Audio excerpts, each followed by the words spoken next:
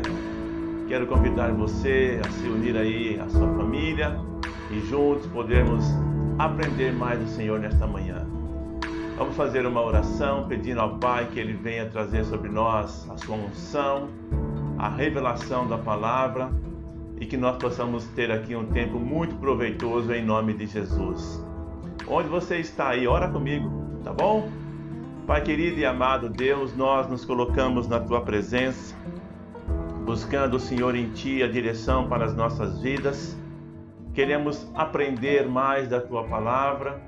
Pedimos que o Teu Espírito Santo de sabedoria e de revelação venha abrir os olhos do nosso entendimento para que possamos compreender aquilo que está na Tua palavra.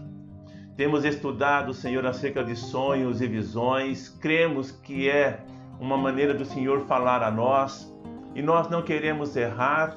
Nós queremos fazer aquilo, Senhor, que está no Teu coração e pedimos, usa-nos com os Teus dons, usa-nos, Senhor, com aquilo que Tu tens como ferramenta para a edificação do Teu corpo.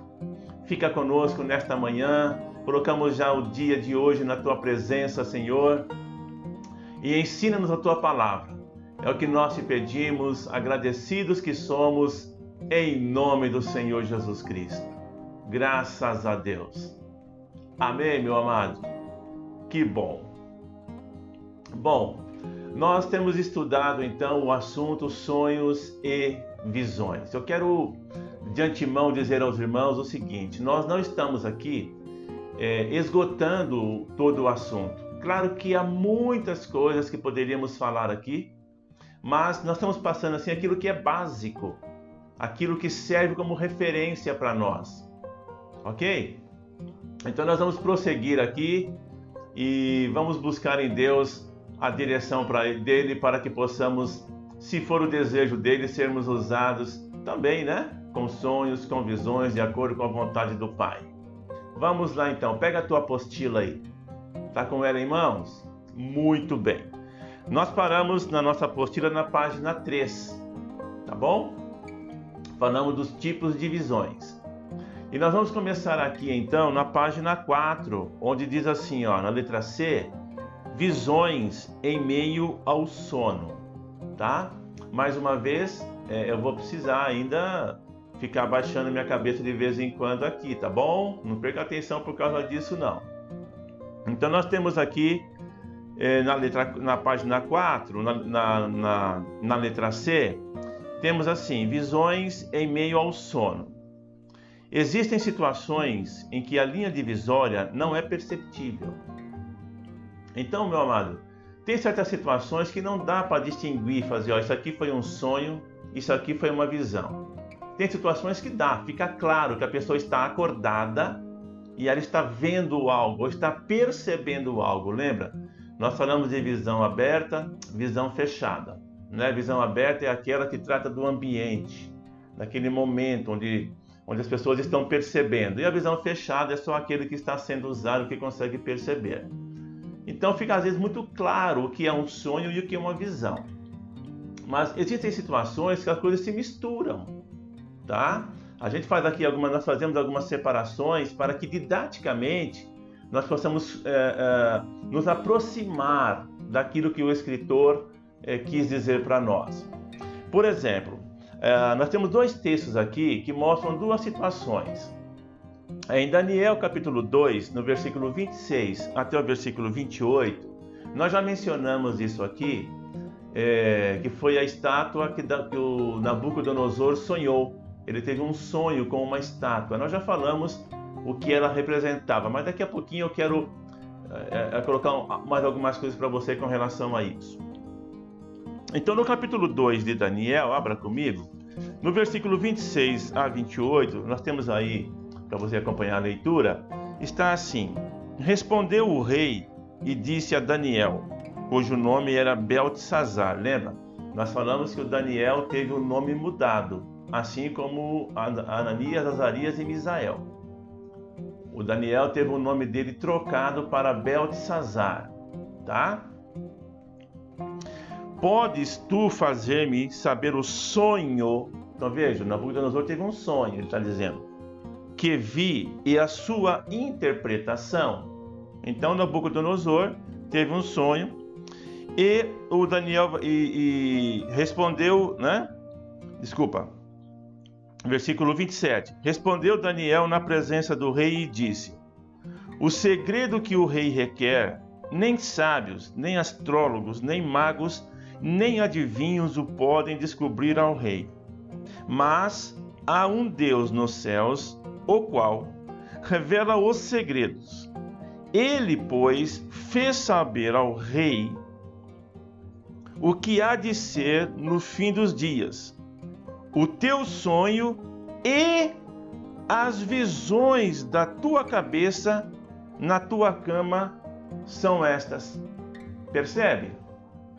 Então o Daniel fala para o rei: olha, o rei teve um sonho e visões. Então ele teve uma visão através do sonho que ele estava tendo. Ok? Então veja aí que é uma situação misturada, tanto sonhos como visões. Tem um outro capítulo, que é o capítulo 7 de Daniel, do versículo 1 até o versículo 7. Vamos ver aqui então o Daniel 7, do verso 1 ao verso 7. Ok? Vamos lá.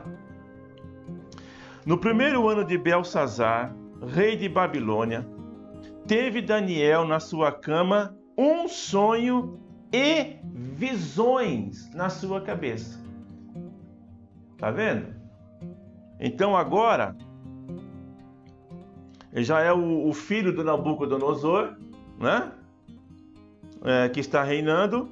E o Daniel agora é quem teve o sonho. Lá no capítulo 2 foi o Nabucodonosor. Aqui no capítulo 7 já é outro rei, é o Belsazar, que é o filho dele. Tá? E uma coisa que me chama a atenção, eu quero fazer um parênteses aqui para dar que nós observemos algo. Olha o que fala no versículo, na frase seguinte: escreveu logo o sonho e relatou a suma das coisas. Você percebe que o Daniel teve um sonho e uma visão, de novo, né? Igual do Nabucodonosor, ele fala. Então, novamente aqui, não dá para distinguir quando terminou o sonho e começou a visão, não dá. O Daniel fala das duas coisas, falou isso para o Nabucodonosor e fala acerca do sonho que ele teve aqui, vai ser relatado. E o que nos chama a atenção também no ponto aqui, só fazendo um parênteses, é que diz assim, ó, o Daniel escreveu logo. Então, meu querido, é uma coisa muito importante isso aqui. Quando a pessoa tem uma visão ou tem um sonho, é importante que ela escreva a seguir, logo após a manifestação dessas coisas, escreva. Para quê? Para não esquecer. Ah, pastor, mas se for de Deus, a pessoa não vai esquecer. Querido, Deus dá. Depois fica a nossa responsabilidade. O que vamos fazer com isso, como vamos lidar com isso, tá? Então escreva. Quis chamar a tua atenção para esse fato aqui. Mas vamos seguir na leitura. Versículo 2. Falou Daniel e disse: eu estava olhando na minha visão da noite. Olha lá, foi de noite que ele teve a visão. E eis que os 4 ventos do céu combatiam no mar grande. E 4 animais grandes, diferentes uns dos outros, subiam do mar. O primeiro animal era como leão e tinha asas de águia. Eu olhei até que lhe foram arrancadas as asas e foi levantado da terra e posto em pé como um homem, e foi-lhe dado um coração de homem. Continuei olhando, e eis que o segundo animal, semelhante a um urso, o qual se levantou de um lado, tendo na boca 3 costelas entre os seus dentes. E foi-lhe dito assim: levanta-te, devora muita carne. Depois disso eu continuei olhando, e eis que outro, semelhante a um leopardo, e tinha 4 asas de ave nas suas costas. Tinha também esse animal 4 cabeças, e foi-lhe dado domínio.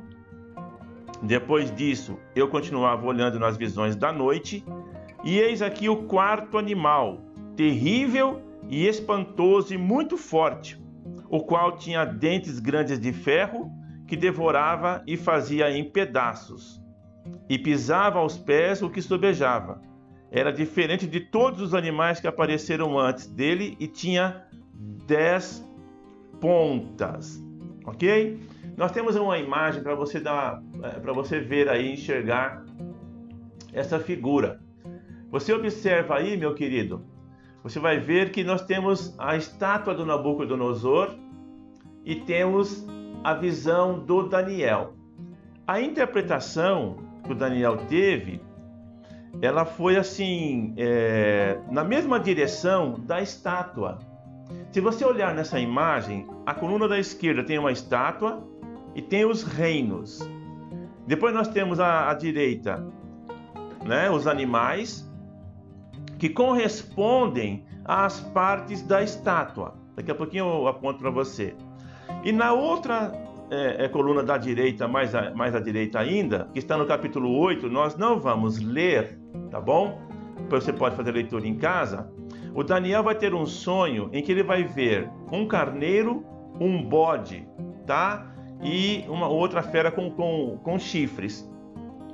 Perceba pela visão, pela imagem que está aí, que a cabeça da estátua corresponde ao leão, o peito corresponde ao urso, a cintura aí corresponde ao leopardo e as pernas correspondem a uma besta, que ele fala que ele viu, um animal que ele não sabe descrever.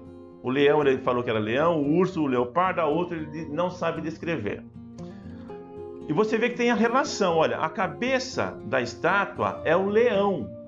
Então no sonho do Nabucodonosor, a cabeça da estátua corresponde ao reino da Babilônia.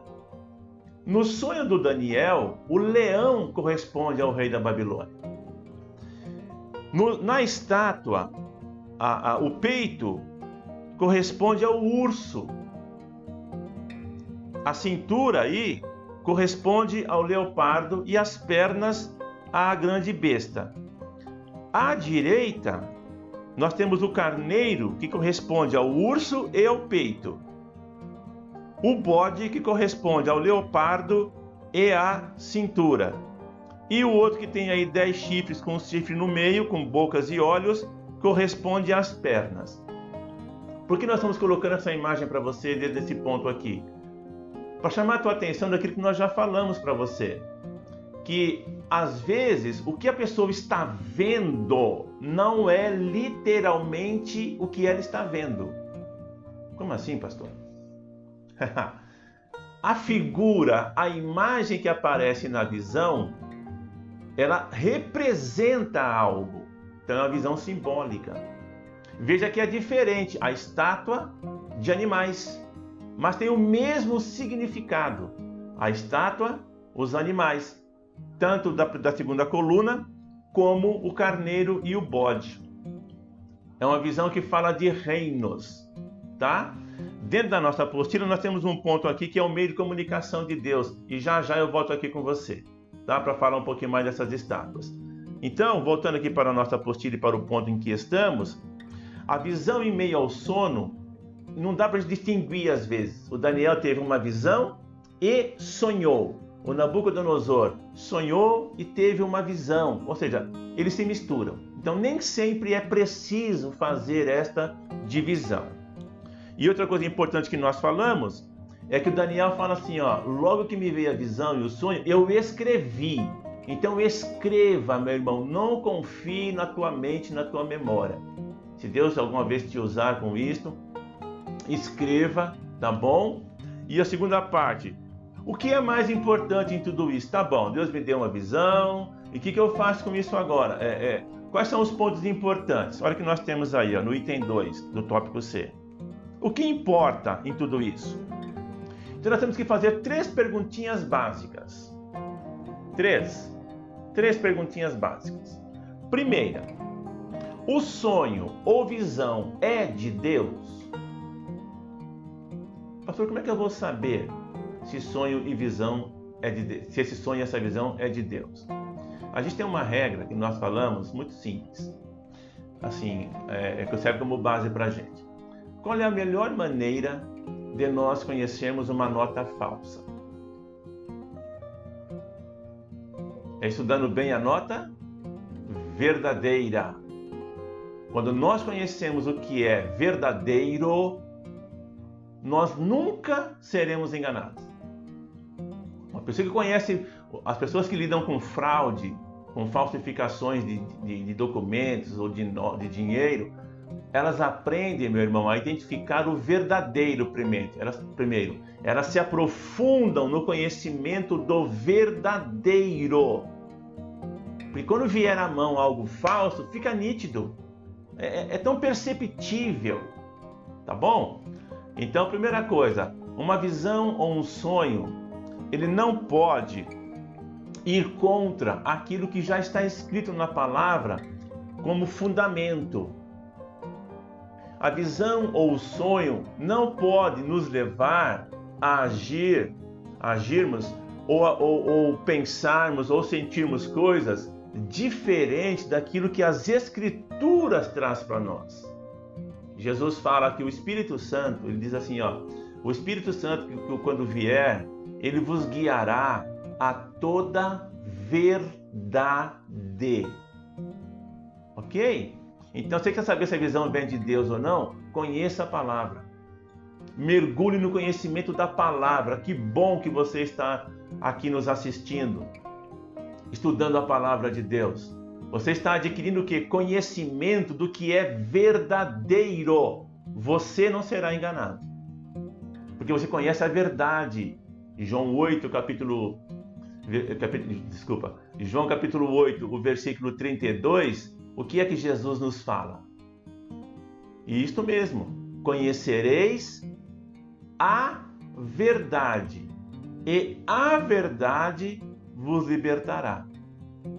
Então, o conhecimento da verdade faz com que o falso seja exposto. Tá bom? Esse é o caminho. Essa é a base para nós descobrirmos se aquela visão, aquele sonho, esse ensino que nós estamos dando para você aqui é falso, se é verdadeiro. Só tem um jeito de você saber. Vá para as Escrituras. Amém? Segunda coisa, é literal ou simbólico? Nós já falamos aqui que existem visões, na aula anterior nós falamos disso, que não precisa de interpretação. Aquela visão, lembra? O Paulo teve a visão de um homem da Macedônia. Ali não tem dúvidas. O que Deus queria dizer? Vá pregar o evangelho na região da Macedônia. Ok? E o Paulo, nós vemos aqui em Atos 16 que o Paulo foi. Terceira coisa. O que devo fazer com esse sonho ou com essa visão?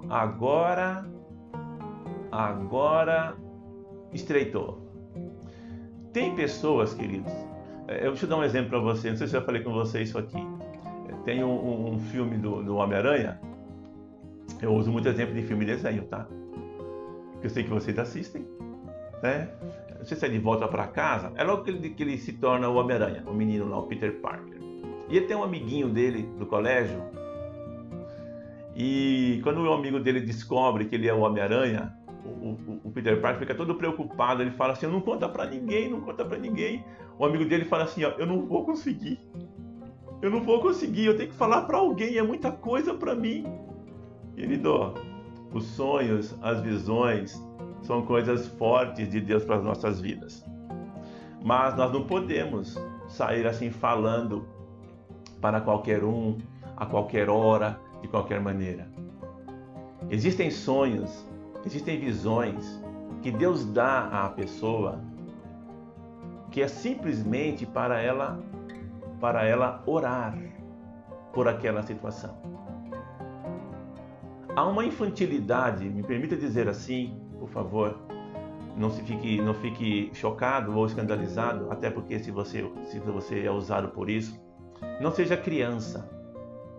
O Paulo fala em Efésios capítulo 4, no versículo 14, ele fala assim, é para que não sejamos mais como meninos, inconstantes.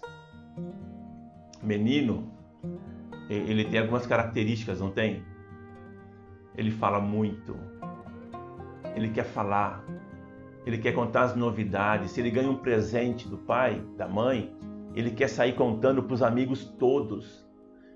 na escola, no grupo de relacionamento dele, se ele sabe alguma coisa de alguém, ele quer contar, ele quer falar, ele não aguenta.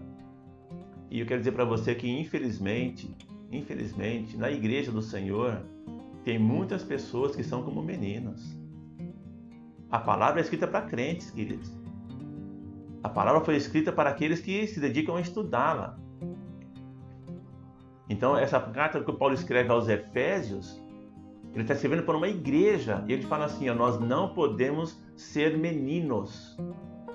E menina é tagarela. Menino quer falar de tudo, para todo mundo. Então, voltando para o nosso tópico aqui, olha, o que devo fazer com esse sonho ou visão? Primeira coisa, você recebeu? Lembra? Escreva. Escreva os detalhes. Segunda coisa, pergunte para o Senhor. Senhor, é para eu orar apenas? É para eu falar com alguém sobre isso? Eu vou contar uma situação que teve uma pessoa que disse uma vez para mim assim, recentemente. Pastor, eu tive um sonho e eu estava envolvido na situação. E ela falou assim, só que eu não achei que era hora de contar para o Senhor. Mas ela contou para outras pessoas. Gozado, né? Se não era tempo de contar, ela não contou para mim, mas contou para outros. Incoerência, queridos. Incoerência.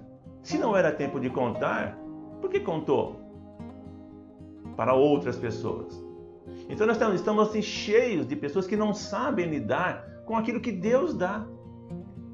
Então, pergunte para Deus, Senhor, esse sonho é para eu falar com alguém? É para eu falar? É. Para quem é para eu falar? Querido, você não pode sair contando coisas para pessoas que não sabem lidar com aquilo. Ok? Nós temos que crescer, nós temos que amadurecer e lidarmos com as coisas que o Senhor nos dá, não como uma criança lida com um brinquedo. Essas coisas são sérias. Elas são sérias. Então, o que eu vou fazer com esse sonho? Tem sonho, vou repetir, ou visões que simplesmente é para orar sobre aquilo. Não é para falar com ninguém.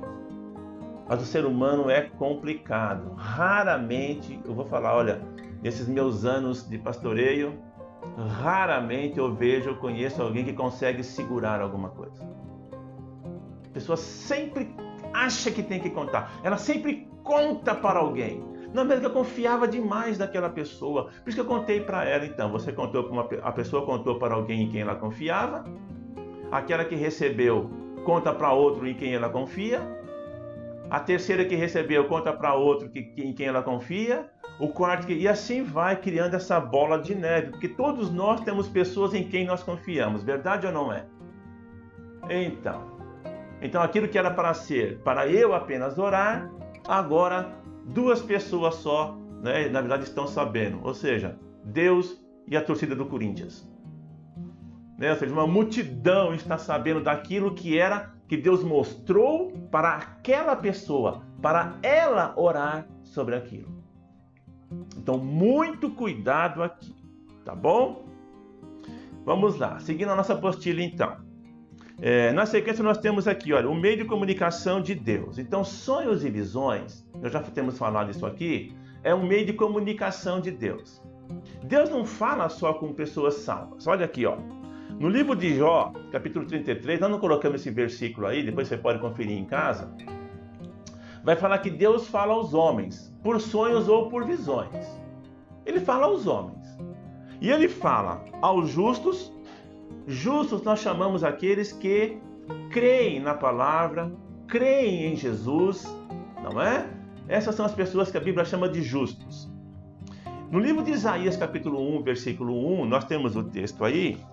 Você vai ver que a palavra de Deus vem para o Isaías através de uma visão. Olha aí, ó.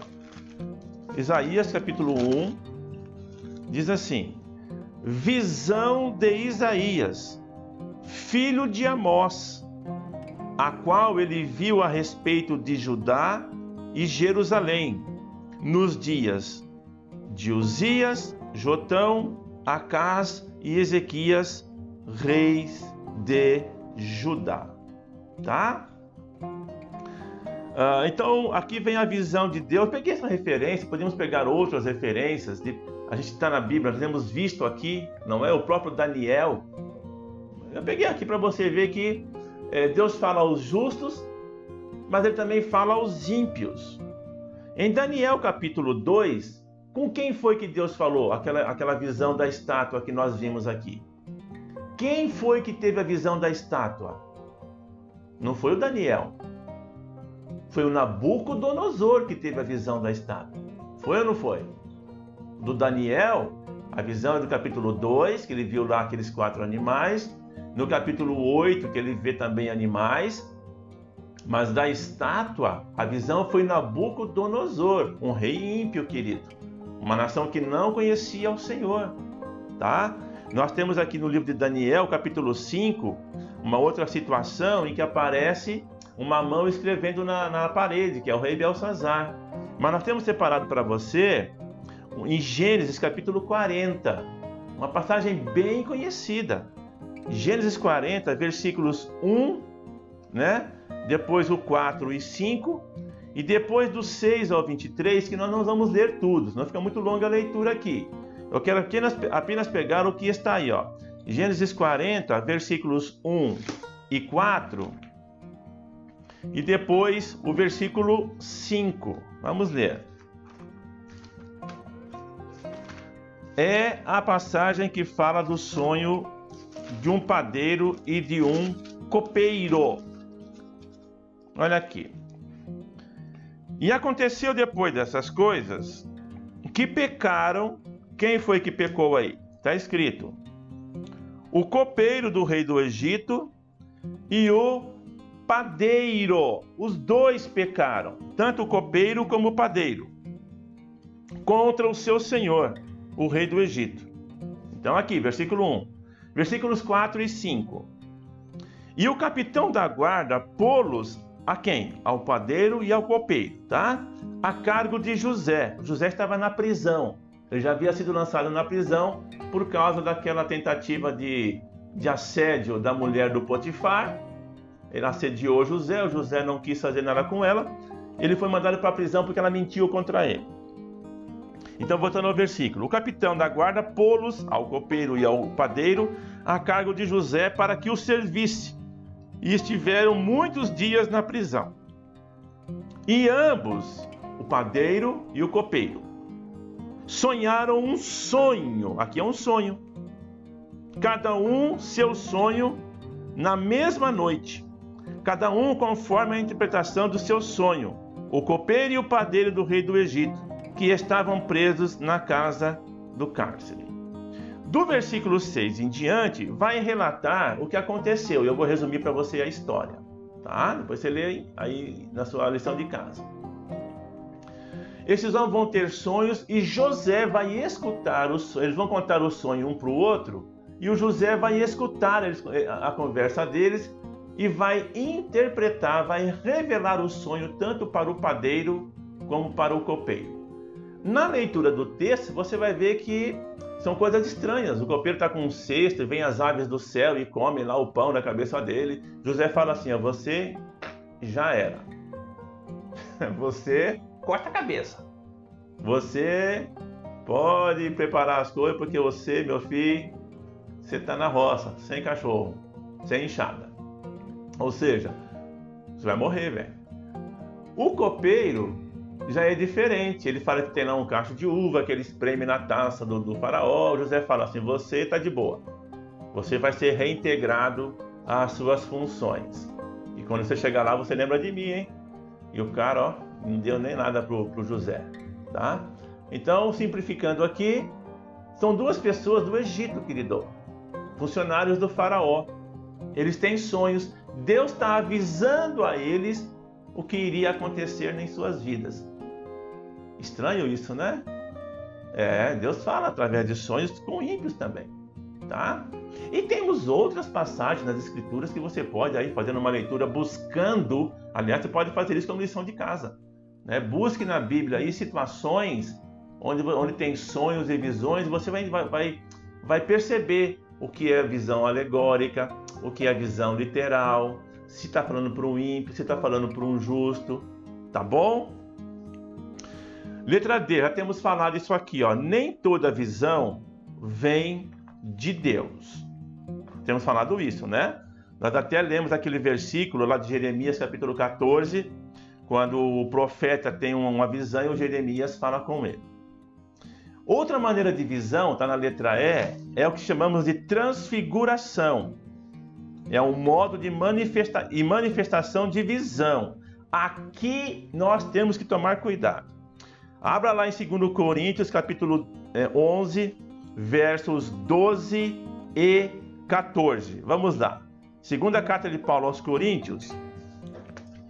Tem gente, meu irmão, que está vendo coisas e pensa que é uma manifestação de Deus e depois as coisas dão errado e se atrapalha e fala, mas apareceu um anjo para mim, eu vi uma luz. Você já viu aquele ditado que diz assim, nem tudo que reluz é ouro? Quem lembra desse ditado que fala isso? Pois é. Segunda carta de Paulo aos Coríntios, capítulo 11. Eu estou abrindo, está mais rápido que eu aí, né? Anda logo, pastor. Estou chegando, meu irmão. Pronto, cheguei. 2 Coríntios 11, diz assim, versos 12 a 14. Mas o que eu faço, o farei, para cortar a ocasião aos que buscam ocasião, a fim de que, naquilo em que se gloriam, sejam achados assim como nós. Porque tais falsos apóstolos são obreiros fraudulentos, transfigurando-se em apóstolos de Cristo. Aqui ele está falando de uma questão física, nessa primeira parte aqui. Uma questão física.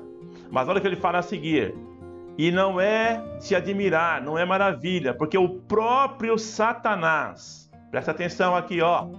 O próprio Satanás se transfigura em anjo de luz.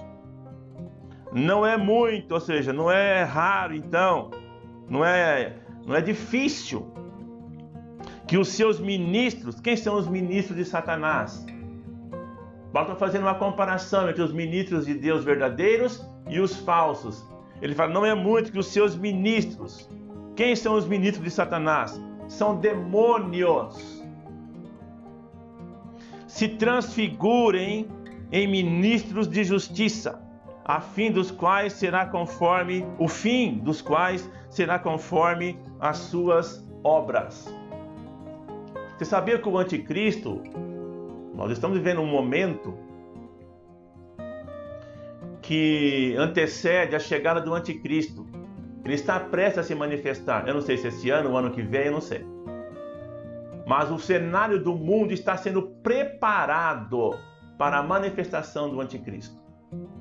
E o apóstolo João, na sua carta, ele fala assim, queridos, o João fala assim na sua carta, não deem crédito a todo espírito. Cuidado, porque há muitos falsos profetas. Ele fala, porque o espírito do anticristo já está operando no mundo. Essa situação que a gente tem vivido, meu irmão, o que a gente percebe no mundo? Um vazio de autoridade. Ninguém sabe o que fazer com essa pandemia. Fala uma coisa, fala outra, fala fazer assim, fala fazer de outra jeito, porque ninguém sabe. O que é isto? Isto é um cenário para o advento do anticristo, porque ele vai trazer soluções. O anticristo é um homem, nós vamos falar sobre isso aqui em aulas futuras, não nesse tema aqui. Estou apenas falando para você perceber como o diabo engana, como ele pode enganar. O anticristo é um homem que vai liderar o mundo com o apoio das nações, porque ele vai ter uma sabedoria espantosa, ele vai trazer soluções para as situações. A primeira coisa que ele vai fazer é um acordo de paz lá entre Israel e os árabes. Ninguém consegue isso, todo mundo tenta daqui, tenta ali, ele vai arrumar um jeito que vai haver paz. E outras coisas mais que ele vai promover. Então, voltando ao nosso ponto, eu quis fazer esse parênteses para você ver que já há um espírito operando no mundo. Quem está por trás desses espíritos? Satanás. E ele pode aparecer para pessoas, transfigurado como anjo de luz. Cuidado com revelações. Quando pessoas falam, um anjo me apareceu e me falou isso. Lembra? Vá para as Escrituras. Vá para as Escrituras. Deus jamais trará uma mensagem aos seus filhos ou a qualquer pessoa que vá contra a sua própria palavra, ou que, assim, de uma maneira direta, ou algo que vá contra a estrutura, ao caráter moral das Escrituras. Como eu vou saber, pastor? Se não conhecer a Bíblia, meu irmão, vai rodar. Mais do que nunca é hora de nós nos aprofundarmos no conhecimento da palavra. Tem pessoas que detestam quando a gente fica repetindo. Você tem que fazer a escola bíblica, meu irmão. Vá para a escola. Tem gente que fica brava com isso. Ah, pastor, fica falando direto. Por quê? Porque é a maneira de nós não sermos enganados. Olha o que Paulo fala. Não é de se admirar, porque o próprio Satanás se transfigura em anjo de luz. Esse negócio de chifre, meu irmão, rabo, tridente, isso é uma mitologia, isso é uma coisa que na Idade Média as pessoas pintavam de Satanás. Satanás pode aparecer como um homem bonito, bonitão, uma mulher bonita, ele pode se transfigurar no que ele quiser, querido. Inclusive, porque ele é um anjo. Satanás é um anjo, era um querubim. O nome Lúcifer não é o nome dele, é uma transliteração, aquele que carregava luz. Ele tem esplendor. Ele se faz passar por anjos de Deus. Para trazer o que, querido? Engano. O pastor quer dizer então que a pessoa pode ter uma visão de um demônio achando que é um anjo? Simples assim. Então, cuidado. Mas existem situações em que o anjo de fato aparece. A Bíblia está cheia. O nosso próximo assunto, né, que nós temos escolhido para a escola bíblica seria anjos, né? Angiologia, estudar sobre os anjos. Então, a transfiguração é uma maneira, tá? Mas cuidado com aquilo que você está aí enxergando, ok? Vamos lá, vamos seguir em frente aqui na nossa apostila. Qual é o nosso próximo ponto da apostila? Porque Deus nos dá sonhos e visões. Já falamos isso. O texto que está aí na sua apostila de Jó. Mas vamos ver aqui algumas coisas pelas quais Deus nos dá sonhos e visões. Deus não dá sonhos só por prazer, né, de dar visões. Há propósitos específicos pelos quais Deus fala ao homem desta maneira. Vamos ver aqui algumas razões. Eu não vou aqui esmiuçá-las. Nós vamos apenas mencionar algumas. Uma delas, advertir. Olha lá o texto de Jó, por isso que eu não li lá atrás. Vamos ler o texto de Jó, capítulo 33, no versículo 18. Deus quer falar, queridos. Deus quer advertir a pessoa. Tem pessoas que têm sonhos. Ela acha, é um sonho normal. E às vezes é Deus querendo falar com ela. Jó, o capítulo é o 33. O versículo é o versículo 18, nós temos aí na tela, você já leu, né? E eu não li ainda, olha que vergonha. Meu Deus do céu, preciso ler mais a Bíblia, né, querido? Diz assim,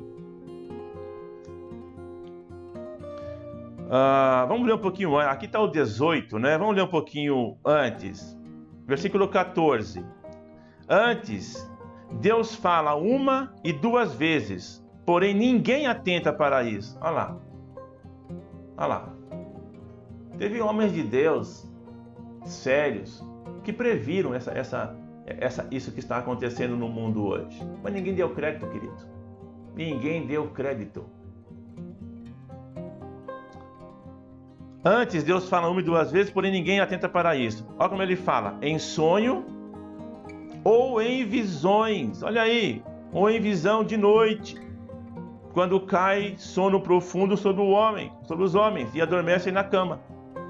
Então, abre os ouvidos dos homens e lhes sela a sua instrução, para apartar o homem do seu desígnio e esconder do homem a soberba, para desviar a sua alma da cova e a sua vida de passar pela espada. Olha como é forte essa passagem, meu irmão. Olha como é forte essa afirmação. Deus fala uma, duas. Aqui ele fala de uma maneira resumida, né? Ele fala 1 e 2 vezes, pode ser 1, pode ser 2, pode ser 3. Que a pessoa não atenta. Deixa eu falar uma coisa para você. Tem pessoas que já morreram, queridos, que não era para terem morrido. Ah, não, pastor, isso não existe. Quando chega o tempo, Deus já tem lá marcado o dia que a pessoa vai morrer. Chegou o dia, não adianta. Querido, não é bem assim não. Não é bem assim não. A palavra está cheia de referências. O próprio Senhor fala para a nação, fala para nós, fala: ah, se Israel tivesse me ouvido. O Senhor fala: olha, quando eu falar com você, Hebreus fala isso, não endureça o teu coração. Não endureça. Deus é misericordioso, querido. Ele fala com a gente. Tem coisas que você sonhou, que eu sonhei, que era uma mensagem de Deus para mim e para você, para nos livrar de certas situações, mas nós fomos cabeçudos. Desculpa a expressão. Nós fomos cabeçudos, nós fomos teimosos, porque aquilo nos contrariou. Quando é um sonho trágico, aquela coisa que vem assim com aquelas, parece aquelas como é que fala? Produções de Steven Spielberg. Nós queremos sempre um Spielberg, um sonho Spielbergiano, não é? Aquele sonho do espetacular, de coisas. Nem sempre é assim. Nem sempre. Elias estava numa caverna, veio um terremoto, Deus falou, Deus não estava nessas coisas, mas uma voz suave falou com ele. Mas Deus quer nos livrar de situações, mas nós não atentamos para o que Deus está falando. Não fique aí paranoico por causa de sonho e visão, mas preste atenção. Quando você tiver um sonho, escreva e pergunta para Deus: Senhor, isso aqui veio do Senhor? Se for, Deus vai falar com você, querido, tá? Então, Deus fala para quê? Para advertir, para alertar. Olha aqui, alertar sobre o quê? Sobre eventos possíveis. Possíveis. Abrem Amós comigo. Amós capítulo 7. Nossa, já estamos terminando a aula, né? Como é rápido, hein? Puxa vida. Amós. Tá? Eu quero mostrar para você aqui. O profeta, ele vai ter algumas visões que ele vai clamar a Deus e aquilo não vai acontecer. O Senhor Jeová assim me fez ver, eis que ele formava gafanhotos no princípio do rebento da erva serôdia, e eis que era a erva serôdia depois da cegada do rei. Aconteceu que, como eles tivessem comido completamente a erva da terra, eu disse: Senhor Jeová, perdoa. Como se levantará agora Jacó, pois ele é pequeno? Então o Senhor se arrependeu disso. Não acontecerá, disse o Senhor. Assim me mostrou o Senhor Jeová, eis que o Senhor Jeová clamava que queria contender por meio do fogo, e consumiu o grande abismo, e também queria consumir a terra. Então eu disse: Senhor Jeová, cessa agora. Como se levantará Jacó, pois ele é pequeno? E o Senhor se arrependeu disso. Nem isso acontecerá, disse o Senhor. Ok? Então tem outro versículo também, mais para frente, em outros livros, que mostram isso. Tem situações que Deus mostra. Lembra que eu falei? É para orar. É para orar. É para clamar. Então, às vezes você recebe uma visão, um sonho, que é de uma magnitude aí, onde pessoas estão envolvidas. Vamos falar assim, igreja, nação. Então você convoca quem para orar, querido? Aqueles que têm fé para orar. Ok? E que podem lidar com situações. Alô? Ah, irmão, olha, eu tive um sonho com o irmão lá. Nossa, uma coisa terrível. Eu estou ligando para você, para a gente orar por ele, tá bom? E o irmão não faz parte do grupo de intercessão. O irmão não faz parte daqueles que têm autoridade na igreja para tratar com situações. Vai ligar para ele por quê? Vai falar com ele para quê? Você está entendendo o que eu quero dizer, queridos? Então tem situações que a gente vai orar por elas e elas não irão acontecer, porque Deus mostrou antes. Deus revelou antes. Agora, tem situações que estão sobre eventos decretados. Não vai haver mudança. Se prepare. O mesmo Amós, no capítulo 8, ele sonhou, ele teve visões de coisas que ele orou e Deus falou, não vai acontecer. Mas ele teve visões também de algo que Deus falou, sinto muito, Amós, sinto muito. O Senhor Jeová assim me fez ver, e eis que um cesto de frutos de verão. E disse, o que você vê, Amós? E eu disse, um cesto de frutos do verão. Então o Senhor me disse, chegou o fim sobre o meu povo Israel. Daqui por diante, nunca mais passarei por ele. O que Deus está falando aqui? Deixa eu colocar você na história. O reino de Israel fora dividido, o reino do norte e o reino do sul. E Deus dá essa visão para o Amós, por quê? O cesto do verão, o que representa isso aqui? É a colheita dos frutos. Era o auge da plantação deles. Então eles foram colhidos, foram ceifados. Deus falou assim, assim vai acontecer com esse povo. O reino deles vai cair. Eles serão levados pelos seus inimigos. E aconteceu isso com o povo de Israel. Tá vendo? Anteriormente, Deus deu uma visão para ele, ele intercedeu.